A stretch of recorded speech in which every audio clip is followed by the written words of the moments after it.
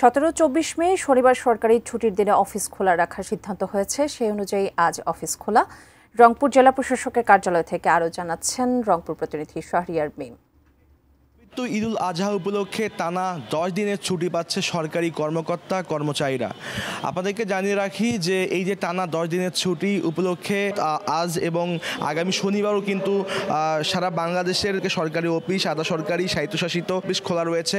যার ফলে আমরা দেখতে পাচ্ছি যে রংপুরের এখন যেমন আমরা ডিসি অফিসে রয়েছি, পাশে বিআরটিএ অফিস রয়েছে এবং পাসপোর্ট অফিস রয়েছে, এছাড়াও বিভিন্ন ব্যাংক রয়েছে, সিটি কর্পোরেশন রয়েছে, সবগুলোতে কিন্তু আমরা দেখতে পাচ্ছি যে নাগরিক সেবা যারা প্রত্যাশী রয়েছে তারা কিন্তু নাগরিক সেবা নিতে এখানে কিন্তু এসেছেন। সবকিছু মিলে এবারে ঈদ যাত্রা নির্বিঘ্ন করতেই কিন্তু মূলত সরকারের যে এই তাদের যে এই আয়োজন এবং সেই আয়োজন স্বতঃস্ফূর্তভাবে আসলে যারা নাগরিকরা রয়েছেন তারা সে কি যেন পালন করে, এমনটাই কিন্তু প্রত্যাশা। সবকিছু মিলে রংপুর জেলা প্রশাসকের কার্যালয়ের সামনে থেকে এই ছিল আমার কাছে সর্বশেষ।